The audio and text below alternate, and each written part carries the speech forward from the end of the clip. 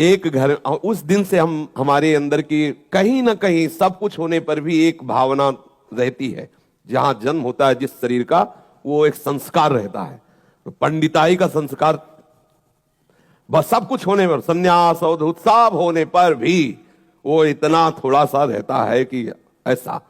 गुरुदेव भगवान की कृपा से उसका नाश हुआ। दंडोती परिक्रमा लग रही थी, अन्योर में आदेश हुआ कि माधुकरी मांग के लाओ। तो माधुकरी मांगने गए। अब गुरुदेव ने कहा था कि ब्रजवासियों से कभी ये मत पूछना तुम किस जाति के हो, बस ब्रजवासी हैं, इतना ही परिचय काफी है। तो एक घर में मांगा तो एक रोटी में प्याज की चटनी करके ऐसा दिया, और फिर देखा कि घुड़का सुअर निकला घर से अन्योर में। अरे हम कहा बिल्कुल है, ये तो धुल गई, मतलब हम कहाँ खड़े हैं, मतलब सुअर है, मतलब स्पष्ट है कि, और प्याज खुशबू अपने आप दे रहा था। तो थोड़ा ऐसे करके गए, दूसरे घर में नहीं मांगा। और गुरुदेव भगवान एक लता के नीचे बैठे, दंडोती परिक्रमा में शिथिलता आ ही जाती है। हम कहा महाराज जी, ये सुअर निकलने से पता चला कि चातुर्वर्ण के अंतर्गत है नीचे, और ये जो रोटी इसमें प्याज, महाराज जी एकदम सहज भाव में। तो क्या हुआ? वो तो क्या हुआ, वो हमारा जो अंदर था ना, उसका पूरा ऑपरेशन कर दिया। बोले इस रोटी को हैंडपाइप में धोया, बोले आधी हमें लो आधी आप लो, और भी रोटियां फिर मांग के लाए। और जब आधी पाई, उसी दिन से जो कुछ था ना, वो पूरा का पूरा साफ हो गया हृदय से। तो ब्रजवासियों के प्रति नहीं। हमने देखा है, एक दिन नंदगांव में नंद लाला के दर्शन किए, 12 साढ़े 12 बजे होंगे उतरे। गुरुजी बहुत लीला विहारी, बहुत ही छुपे हुए महापुरुष हैं। मतलब अब हमारे गुरुजी है तो हमारे लिए तो उनसे बढ़ के कोई है ही नहीं, पर वैसे भी बहुत से संतों का कृपा प्रसाद प्राप्त हुआ। बच्चापन से बाबा जी हैं तो गंगा किनारा यमुना किनारा सब भ्रमण करते रहे ना, तो बड़े बड़े सिद्धों का संग हुआ है। लेकिन गुरुदेव जी जो रस सिद्ध, जिस रस के, वो अद्वितीय है, अद्वितीय। तो ऐसे कारीगर है कि उनके हाथ में पड़ा हुआ कोई बिगड़ तो सकता ले। पता नहीं कौन सा संकल्प उनका काम कर रहा था। उन्होंने कहा देखो ये घर है ना, भिक्षा मांगो। ठीक गए, राधे श्याम, कोई नहीं बोला। फिर राधे श्याम, एक बहू निकली लहंगा चुनरी ओढ़े, और जे ही देखा बस शुरू हो गई। मतलब शास्त्र तो कम पड़े होंगे, इतनी गालियां उसने दी। मतलब अब हम बार बार गुरुजी कह रहे खड़े रहो जो कुछ तुम्हारे अंदर वो धुल जाए पूरा, बोले खड़े रहो। तो फिर वो शुरू हुई, न जाने क्या क्या, मतलब एकदम। फिर हम खड़े रहे तो गुरुजी ने ऐसे इशारा किया कि फिर बोलो। उनका राधे श्याम। तब सांस निकली, बोली एरी ऐसे नहीं मानेगो, दे रोटी दे। वो घी की चिपड़ी रोटी लाई, ले ऐसे झोली में डाली। हम कहा गुरुजी रोटी मांगना तो बहुत आपत है। बोले ये ब्रजवासियों का कृपा प्रसाद है, सच्चा देहाभिमान नाश इन्हीं से होता है। बोले ब्रज, यहाँ के जो संत जन माधुकरी मांगते उसका कारण है ये ब्रजवासी जन उतार के रख देते। जितना फुलरा होता ना, हम तपस्वी त्यागी और उनको कोई अपराध नहीं लगता, क्योंकि वो भगवत पार्षद है। वो भगवत पार्षद है, उनको कोई अपराध थोड़ी कि साधु को कह रहे सारे हरामी मोटे सुअर मांगने आ रहा, तेरे को शर्म, ये सब होता है, ये सब चलता है। तो गुरुदेव भगवान जब रोटी पा रहे थे तो उस रोटी से जब आधी आधी दी तो उन्होंने कहा कि जानते हो ये रोटी प्रिया प्रीतम की प्राप्ति कराएगी, ये जो अपमान से मिली हुई जो ब्रजवासियों के टुकड़े हैं ये सीधे भगवत प्राप्ति कराएंगे। तो दोनों बातें ब्रजवासियों के प्रति उनका कटु व्यवहार और उनके पवित्रता पर विचार ना करके ये मेरे आराध्य देव है ऐसा।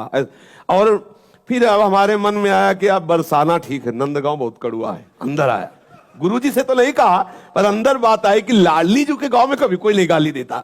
वहां तो और बाबा रुक और ले सब्जी ले और रोटी। हम कहा यहाँ बड़े अक्खड़ हैं ब्रजवासी नंदगांव के। तो सुनो, जब अगली बार नंदगांव गए तो जानते हो ऐसा प्यार दिया एक ब्रजवासी ने नंदगांव के कि अब हम कैसे बताएं। जैसे पहले से इंतजाम हो, पीढ़ा बिछा के बैठा को पूरा भोज। तो अंदर से रोए कि प्रभु हम आपके जनों को जान नहीं पाए। हम तो सोच रहे थे आगे बहुत कड़वे लोग हैं, बहुत प्यारे। ये जितने भी ब्रज 84 कोष के अंतर्गत है ये वास्तविक सच्चिदानंद प्रभु के निज पार्षद है। माया का पर्दा लगा जिससे हम जान न पाए। और यहाँ के पानी में गाली का प्रभाव होता है, यहाँ के पानी में है।